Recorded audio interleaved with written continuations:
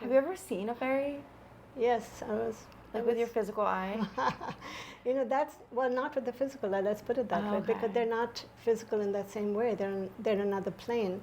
However, I see things accurately enough that it's photographic detail, but it's not with my physical eye. Okay. So it's with our extrasensory perception, and every human is equipped with vastly more than just five senses. But either we're not inclined to, we're not trained to, maybe it's not our path, or maybe we just, if it happens once in a while, it's very unfamiliar. But in my case, I was like 5 or 6 when I saw fairies, and a lot of us were reading books about fairies, so I wasn't surprised to see a fairy sitting outside my elementary school window. And so then in adulthood, I might have seen them more like orbs or lights or vibrations, not quite so graphic. Welcome back to Empath's Spiritual Awakening. We are here in Portland, Oregon with Raina Imig. She was born and raised in India and moved here in 1983. She's been practicing Reiki since 1997. She also practices shamanic healing work. I am so excited to get to talk to you today about all of your experiences and all of your wisdom and knowledge. Thank you. Good to meet you, Lonnie. So my first question is, when did you start your shamanic healing journey? The answer to that is when I was in childhood. I knew something. I didn't know the name of it, or, we weren't calling it that probably, but the fact that I was intuitive, or that I was connected to nature, or that I sometimes knew what was going to happen next was like super young. And it wasn't what the family around me or the society around me was into at the time. And so that's really when it began. I just resisted it for a number of years. Mm-hmm. Did you grow up in a religious family? No, they were atheists. Okay. Yeah. So when you were predicting things in the future, they just put it to the side? Yeah, they knew that it was a fact, but they also weren't encouraging it. They weren't nurturing. They were trying to put me in a more practical direction, more academic or professional. Did you ever go down the route of academics? I did. I graduated college, and just didn't go as far with that as the rest of the family. But I did go down academics for a while. And then did you start to feel the calling towards more of Reiki and shamanic practices? I had not heard of them yet in India, but what I did is I joined a community, a spiritual community called Auroville, that's in South India, and there's people from all over the world settled there still to this day. So it's one of the longest standing international spiritual communities. And that was really interesting because I learned a lot of practical skills in Auroville. I planting trees and teaching children and even doing construction, things that I normally wouldn't have had an opportunity to learn about, like nutrition, home birth, all the things that back then they were not even alternative yet. They were still waiting to get known. And so it wasn't till quite a bit later I took the many paths. One of them was alternative health. Another was alternative education, having babies at home, which even today is considered kind of. But this community was full of folks from Europe who were really familiar with home birth. And so I taught childbirth. I attended several births. I started an alternative school. I was always kind of in disguise, a healer in disguise, or like hiding my true identity. And as an artist, which was 25 or 30 years career, my theme tended to be, the unseen world, the patterns behind nature, or pictures that, to me, they could mean many things. And the people who stood in front of them, sometimes they thought it was an inner thing, like an emotion. Sometimes they thought it was an outer thing, like rivers. They were abstract, but they meant things to many people. But basically, that was my camouflage. Your artwork. Artwork. Yes, that's how I see it when I look back. So even though I studied and qualified as a Reiki practitioner 97 to 2000, I only practiced with family and friends for 25 years, all over the world. Wow. Yeah, I didn't Okay. charge a professional fee. For 25 years. Yeah. Okay. But as soon as I started the shamanic training, I was immediately put into a situation where there was demand and interest and clients and a space and colleagues, and it just really moved pretty fast at that point. So that's my main path, my main identity. Well, so for when you're in a session with a client, I'm curious to see what is like the perspective of you doing the work, and then what is the perspective of the client receiving the work? That's really a great question because it is a collaboration. And unlike most helping professions, it isn't the shamanic person doing the work. We sort of facilitate the environment, the context, the structure. We encourage folks to have their sacred intention in place. And after that, we are working with spirit guides, so the unseen helpers representing the universe or representing the divine. And mostly just staying out of the way is our task. So being able to tell the difference between what we're hearing from them as opposed to our opinions or even our intuitions. And in shamanic work, the client typically comes to us very intentionally, right? They're either in crisis or they have some big questions. They have other places they could go, but they come to us. So that's really important that they're on board. And on a rare occasion, I might have somebody send a friend or buy a gift certificate or encourage their spouse or their child to go. And it's really hard to get that going because we're starting out with education and they're testing us a little. And so half our time goes in just making sure we are really on the same page. But typically when people come in here, they are keen, they've read about it, they've had intuitions, they've had dreams, they have a clue that, and they may have tried everything else. This is like sometimes the last resort. And so what we do is we go directly to energy work. We don't do anything psychological, physical, mental, or even emotional or spiritual. Yeah, we just move directly into frequency and work with that. What's the difference between emotional work and frequency work? Well, we don't talk to people very much about their feelings, or we don't do any analysis. And we honor the feelings, but we're not qualified really to work with people on their feelings. So the benefit of shamanic work over a lot of reading work is that after we read the picture, we are able to change the picture. And both shamanic work as well as spiritual work, we don't think anything is set in stone. There's always room for change and improvement.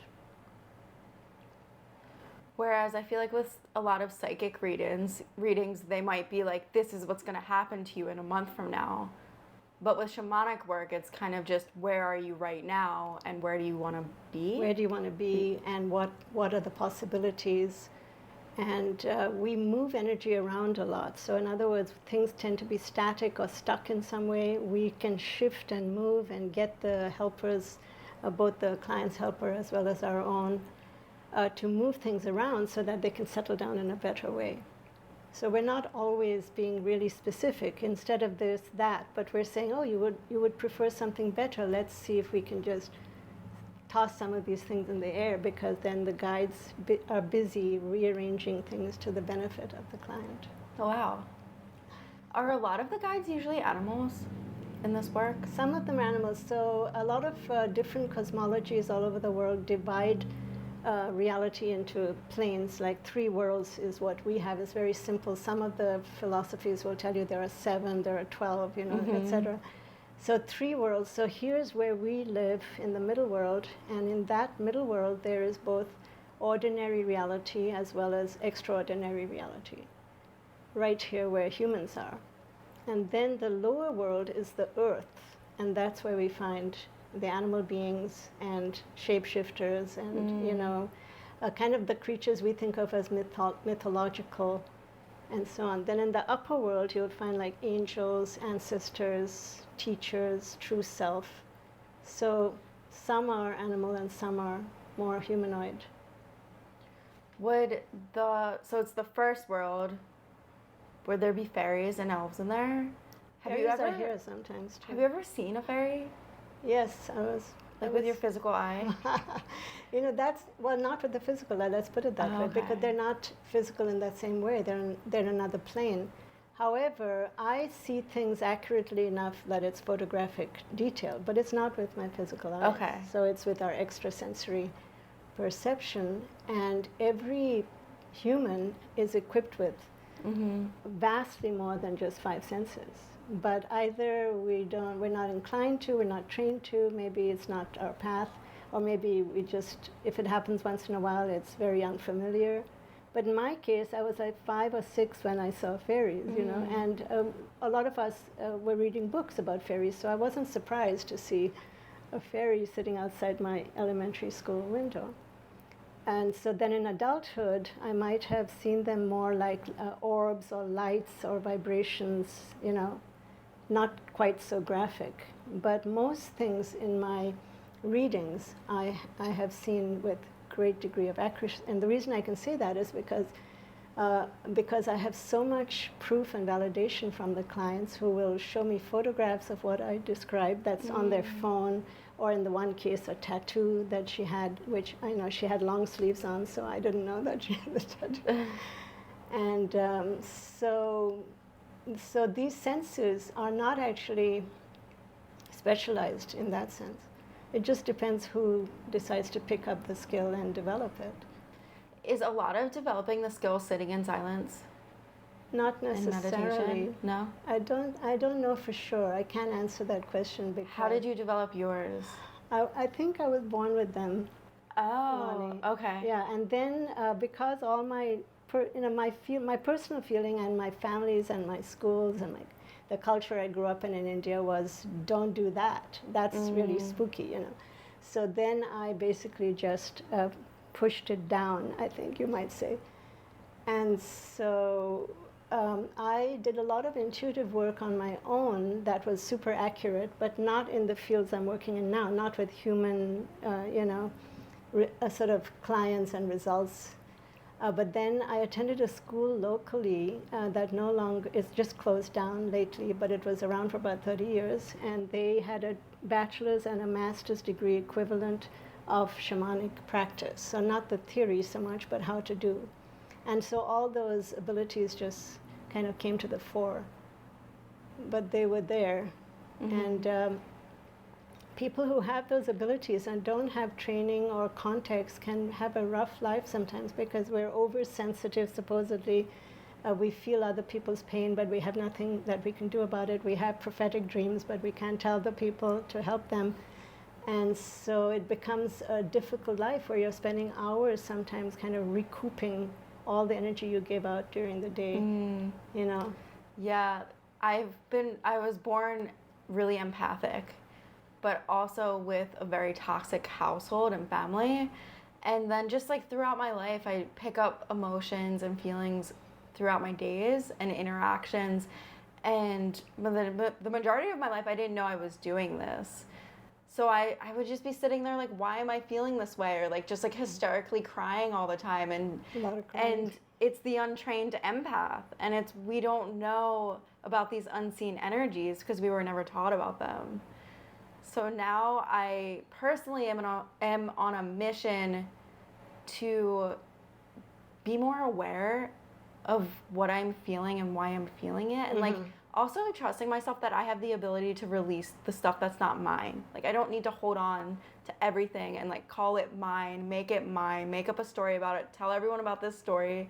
And I think that's how we get so intermingled into this world. Yeah, that's a really good description. And the difference nowadays when I practice, I have a structure. So like people have come to see me at a particular time, they have a particular issue, I ring a bell, I play the drum, I say some important words because words are very significant. Then we go into this deep session and it has a beginning, a middle, and an end. And then, I seal the session at the end. And when I leave my office, I'm not picking up on hundreds of sensations, because I and the client had an exchange. They brought their sacred intention. I received some healing that came through me for them. And then it's like I'm done. I'm not tired. I'm not crying. I'm not having dreams at night about it, because it's been applied. You know what I mean? I appreciate that. Yeah.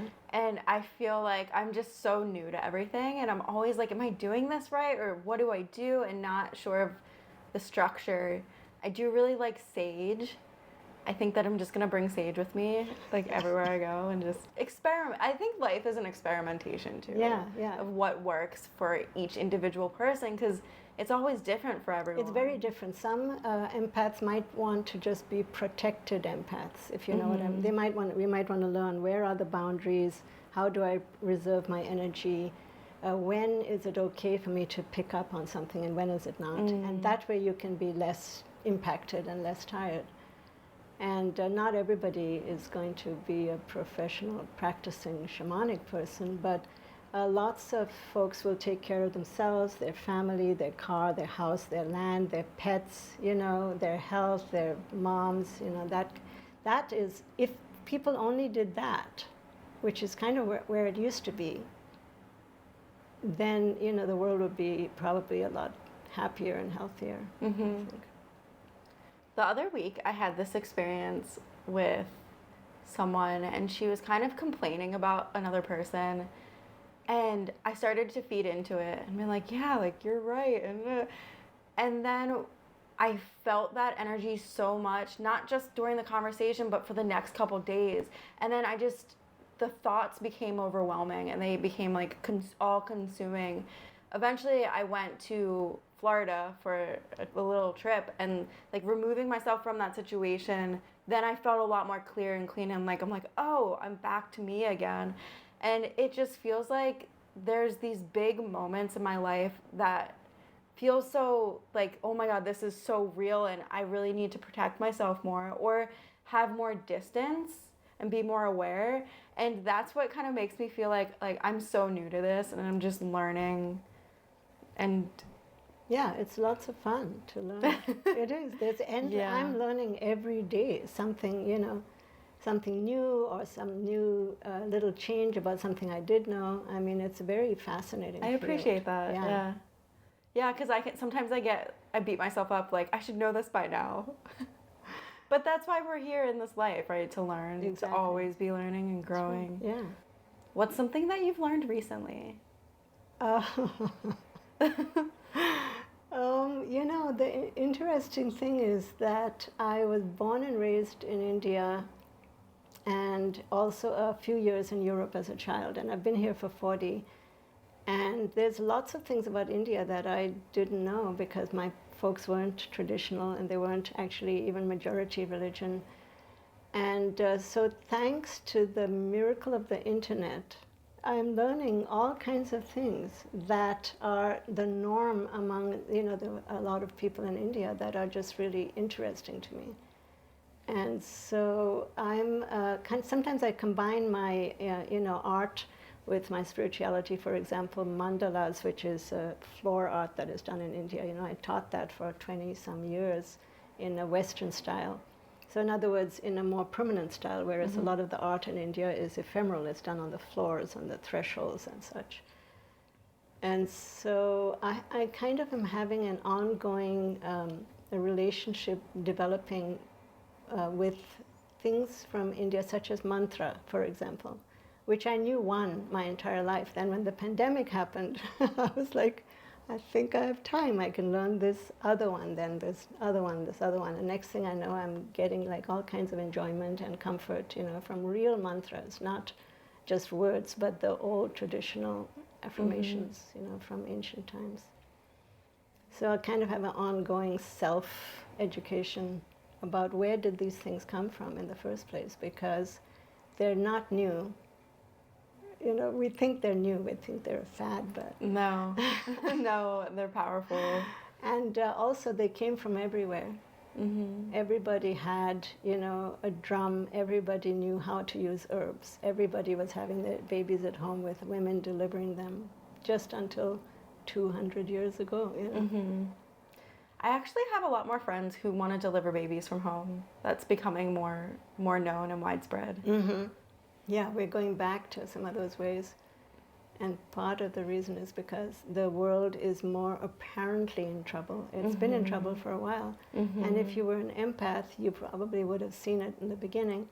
But nowadays, it's in the news, and everybody's talking about it, kind of taking the temperature of the planet at all times, And so, in my understanding, that's why some of these ways are coming back, because we could really use some help. Yeah. The old conventional ways haven't really done the trick. Yeah, and I really feel like our community got too big, and how do I say this? Do you know what I'm saying? Like with hospitals, it's just too widespread. Like you're helping too many people, but I think there's importance and power with being in more smaller communities of at-home birth and like having that really good connection with the person, the doula, and so like I think in my eyes that's why we're starting to come back to smaller communities. Good point. Yeah, to have personal connection. Yeah. Portland is really nice that way because we have neighborhoods. And Portland's really cute. Portland's really sweet. Yeah, I mean even in this building where I work, there's probably 8 or 9 people that do some kind of helping profession. So we have that in common. We support each other. And that's not always the case in an office building or in a neighborhood, So yeah, we've been very fortunate that way. Yeah. Are mantras powerful even when you don't know what it means? I think you could listen to a mantra and you would get some benefit because they sort of tune you. It's a frequency thing, and it's the highest frequency. So if you were to say them and you were saying them wrong, there still would be some benefit. And I can say that because this is like my 5th language or something. Sanskrit is not my first. But however, ultimately the way it's said matters quite a bit, So it's worth learning and trying to get it right. And so I think they're useful even just in the background if you were just playing it. Yeah, folks who come to me come for all kinds of reasons. They might come for a health question or a career question, relationship question, and sometimes because they lost somebody who died and they have questions about that person. And so although that was never part of my training, almost from the beginning, folks on the other side who have died would communicate through me to their loved one. And again, the loved one knows the things that are being talked about. There's no way I could know some quirky personal thing about the person who died, But the person sitting in front of me, they recognize the voice, the humor, the images, the anecdotes and things that the passed away person is saying. So that has provided a great deal of comfort to people. And that's been interesting because in that I actually have almost no training, like maybe an hour, as part of my ongoing lengthy training, but it wasn't emphasized. They just started happening, and it's been really interesting. Yeah. I love mediums. I actually went to England and took a 1-week course, and I was there. There was about 100 other mediums there studying as well. Yeah. To master mediumship is to surrender and to just listen to what's being said to you or being shown to you, and you literally just say what it is. You really have to say what it is, even though it may make no sense or even be almost like, oh, you would never say that, Yeah, that's what I've learned over time about many things in our profession, which is that if it doesn't make sense, it's probably not coming from you. You know what I'm saying? Because you would never say that in a professional setting. And so you kind of have to have a little courage and just say it. And then once in a while, the client doesn't remember it right away, but you'll see it 3 times. That's kind of the magic number in these readings. Okay. Yeah, if you see something 3 times, they might tell you the next day. I get texts the next day or photographs or phone calls, because in that session, maybe it's a little intense. They've got a lot on their minds. But if you see something 3 times, they say they don't recognize it. They just don't remember in that moment, but they will. Because I hear about it afterwards. I've actually had an experience with 2 different mediums, And they were like, your mom's coming through. She keeps showing me this, like, a heart pendant necklace. And for some reason in that moment, I was like, I don't know what you guys are talking about. Like, I'm not sure. And then it was like a week later, I was like, oh my God, I have so many heart pendant necklaces. My birthday's on Valentine's Day, and that was like the theme. They would always get me hearts. And I remember when I remembered that I've had so many heart necklaces, but I was telling these mediums I don't know what you're talking about. Right. It kind of just reminded me that just because people in that moment don't quite understand, that doesn't mean that it's wrong or not true. Exactly. It was just a really good reminder for myself to be the person on the other side. For sure, yeah. I had a person who had lost somebody, and I'm just going to keep her identity very, anonymous, but I do have permission to tell the bones of the story. And she came here, and I kept seeing a particular animal repeatedly over and over again, a horse. And she said, no connection once. And then she said, no connection twice. And then I switched to Reiki, because Reiki has the advantage of being silent mostly. And so we just play music, the person gets to go into deep relaxing, and I saw the horse a third time. But this time I'm not obliged, I don't have to tell her. If it upsets her, I'm not going to tell her. Mm-hmm. But then she asked me a direct question. She said, what did you see while you were doing Reiki? So I said, I saw your loved one on a horse. At that point, and not before, she pushed up her sleeve, and from her elbow to her wrist was a tattoo of her loved one on a horse 3 times. 3 times? Yeah. I can send you a text. She has 3 tattoos. It's one tattoo, wow. But her loved one was ascending, so there were 3 wow. images of her on a horse. So I said, why did you? But see, they don't know. They're just so sometimes you just. Yeah, it's so there's emotion and there's grieving, and the last thing that matters is why did they say no? Yeah. But why did she tell me she sees a horse? And so this was incredibly comforting for our person, because she had done the tattoo because she'd had a dream of her loved one on a horse. So here was, confirmation. Because I, as a total stranger, was picking up on what actually happened to this loved one. How did she move on? They go on different ways, depending. It's impossible to even list the number of different ways that people head out there. Mm-hmm. But in this case, she had a tattoo. She had had a dream. Then I saw the horse 3 times. And so it gave more comfort than any words or possibly any therapy or, friendship or anything, because it just told her that her loved one was well in her own way, even though she had passed on. So those are some of I have amazing experiences, really I do. And I'm sure that is, I'm excited sometimes when it's happening. I'm like, no, really? Like, I get into it. I'm like, yeah. That's really beautiful. My mom passed away when I was 12, and I've seen countless mediums. And it is really amazing to get messages from my mom. And then it also gets me questioning, what does this mean? So, like, she's passed away, but her energy still lives on. And she's still expressing. Like, what does it mean? Well, again, there's lots of complex explanations out there. Mine are very simple because they're based on my personal experience. It's not because I haven't read, it's just because sometimes the reality is more complex than you can write about. Mm-hmm. And at the same time, it's also extremely simple. And so the way I understand it, again, I'm giving a layperson's explanation or just my personal explanation, is that the soul of a person is not a thing, like it's not a solid object with a finite exterior. It's kind of like essence or smoke, or perfume. Mm-hmm. It's diffuse. So when the body doesn't exist anymore, is not connected to the soul, and the soul is free and liberated, it can be in more places than one because it's essence. You know what I'm saying? So it may go directly where it's supposed to go, perhaps back to the divine if that's what the soul believes.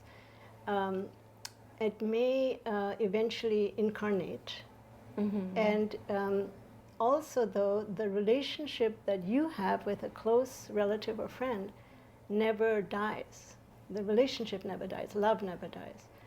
So, therefore, the relationship, you can still connect and learn more and communicate. And significant times, they seem to come through. And so, if you wanted to look at how many of those there might be in the world, our minds cannot wrap around those. It's too much, But the fact that the spirit can be in more places than one, that seems, you might pick up, maybe somebody else they loved will also have community. So they don't have to leave you to go there. They can be where they need to be. So does that explain a little bit? Yeah. Well, my father died 30 years ago, and he's still present, and I'm sure that he's incarnated and returned to source simultaneously. But if I want to talk to my dad, yeah, I'm able to thank him and to, ask him questions and get updates and whatever I want to do. It doesn't mean that they didn't do all those other things that they need to do. Is there anything that's a sign from your dad that you see often? There's music in one particular song. And that's, the other day something happened. So I was telling my son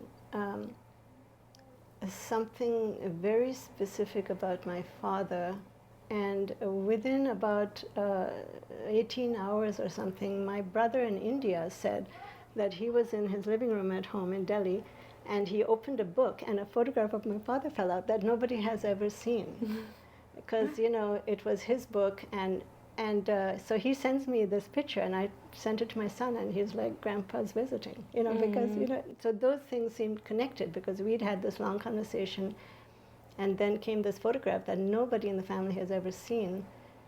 And I mean, I know my dad pretty well, and I think that he didn't consider that like a really good angle or something, so he just stuck it in the book and didn't show it to the family. In the olden days, we had black and white pictures, all posed, and you didn't see it until after it was printed. But his handwriting was on the back, saying that he had beat his friends at tennis. Aww. I know, so really it felt really personal, and so, then his favorite music, and yeah, those are the things. Do you have your mom have a specific? Yeah, I have a song. It's I Will Survive. There you go. Yeah. I love hearing it. Out, at the grocery store, out at a restaurant, and I'm just like, I love you too, Mom. Yeah, absolutely. That's what they do. They do whatever they can to make their presence felt and to make that connection happen. And again, not because they're restless, but because they're always going to be a mom. That way. How does your shamanic work show up in your daily life? Your questions are great, because shamanic is really a lifestyle. It's not, the profession is just the little bonus that I get. And so it shows up pretty much constantly, I would say. For example, if I'm walking through the park, I feel the presence of the trees. The crows know me pretty well, yeah. And we've built up a relationship over the years. And the same thing with the ocean, for example. So nothing feels like a thing. It all feels like a being. The consciousness is shared. And even objects can take on a personality or a significance if you imbue them with that, and if you treat them as such. So I'm laughing a little bit, because I think of how annoying it might be to my grown-up children, or to some of my relatives or friends, but everything seems really significant when you're a shamanic person. I love that. I love what you said about the crows. The crows, yeah. They'll be like, Raina's here. Because I have fed them and talked to them, and they'll come up to this close to me. I have photographs of them sitting right there, just hanging out with me. And generally speaking, wild creatures are not doing that. But I think that they tell their friends who has been good to them and who has not been good to them. And sometimes that's just relating, like just recognizing, this is a being, this is a family, this is a soul, this is a living consciousness, and there's no hierarchy there. Have you always been connected to animals? I think I have always been connected, and it just comes out more and more. I do some work with animals too, where they'll talk to me. Okay. Yeah, I hear what they're saying. And then when I share that, so people come to me just for an animal sometimes, or they call me to their house if they have an animal that they want. Is it typically a dog or a cat? Dogs, cats, typically, but also horses, birds, turtle, and a snake one time. So, and I can do that without being in their presence. Okay. I can describe the cat. Has someone ever called you over about their cat that meows a lot? Yeah, you have one of those? My roommate has a cat that meows all the time. Yeah, they're always trying to communicate something. Yeah. And as I said, I can be on the telephone, somebody can be in another state, and I will describe their animal in detail, and the animal's behavior will improve. Okay. Yeah. So one time I got a call. Somebody comes here on a fairly, every couple of, twice a year or so, I've seen her about a complicated cat that she has. And things are going better and better. And then she sent me somebody in another state who had a dog. And he had a lot of questions about the dog, and I was on the telephone with him, not on the Zoom or anything. And I said, at one point I said, I see your dog sitting in front of a river for hours, almost as if he's meditating, I said. And he said, it is the most existential dog that anybody has. I said, he's asking, who am I? Why am I here? And he said, it is the most existential dog that you So yeah, so then as I said, I get updates. I ask people to let me know in a week or two how are things. And so then they let me know, that things had settled down and the dog seemed much more adjusted. Were you talking to the dog? What was he trying to communicate? The dog, now I may not remember exactly what happened on that particular occasion, but first of all, they're being heard by humans, which is... That's what they want, to be heard? They're seen and they're heard.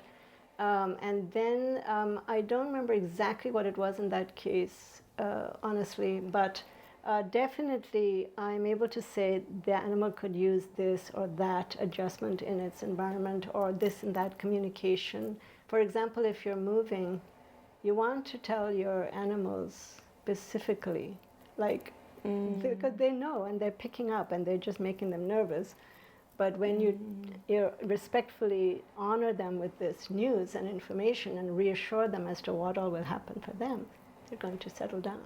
I love everything that you do. And I'm curious, I know that you said you were born with a lot of these gifts, but there was also definitely a lot of development on your end, right? And practicing. What are some of the things that have really helped you to get you to where you are now? Well, first of all, reading was very helpful to me when I was in India. I came across some books, that were helpful to me.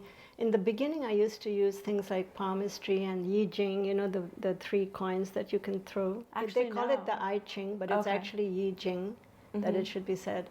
So those are all divination methods. Astrology is also divination. But it helped me to understand that I may be strange in my own family, but apparently the whole world is writing and reading about these things and has always done so for thousands of years, So then I also, when I was young, found these teachers who I really like, Sri Aurobindo and the mother. And Sri Aurobindo was an Indian revolutionary freedom fighter and a philosopher, and he has a worldwide following. And so the more I read about what he and she had to say, the more I realized that, again, I may be the only person I know, but apparently there are other people with these experiences and they can be helpful. They're not just for fun, And let's see, what else? Music, art, that's been very helpful to me. Nature has been super helpful to me. And eventually the practicing has been the most helpful to me personally. It's like if you could sing and you never sang, you would be you'd be missing something. Mm-hmm. You just read about singing. How do I sing? And listening to singers. And Yeah. wow. Okay. So what I take from everything that you said is strengthening your belief that this is all real and that what you're feeling is valid, and then also practicing and having the joys of music and art. I think like puts us into that flow state of presence. Mm-hmm. One question that I love asking is, if you could send a message to every person in this world, what would that message say? That's very, again, I really love your questions. I don't know where you get them. But so here's what came through to me. This was a few years before the first forest fires happened. Mm-hmm. And yesterday, it was Maui and Lahaina, and we have relatives there. But basically, I was looking after a series of people and getting the same message for many of them coming through from the guides. And this is kind of the metaphor that they gave. And they said, the world is on fire, which it wasn't then, by the way. It wasn't physically on fire. Australia hadn't happened. It was maybe 2 or 3 years before the pandemic. The world is on fire, and every person has 1 bucket of water. Wow. That's what I heard. And if they were to throw it wherever they could, the fire would go out. And so that was very helpful to the people I was sharing it with and to me, because otherwise it can be overwhelming. And you think, well, I, all by myself, I can't do anything about it, so I'll just do nothing, And in fact, if everybody used that 1 bucket of water, whatever form it might take, the world would receive healing, is what it would. That's powerful. And then where can people find you online? I have a website, and that's pretty much the only thing I have out there. So it's Shamandala Services is the name of the website. Awesome. Yeah. Thank you so much. Yes, thank you. Thank you very much.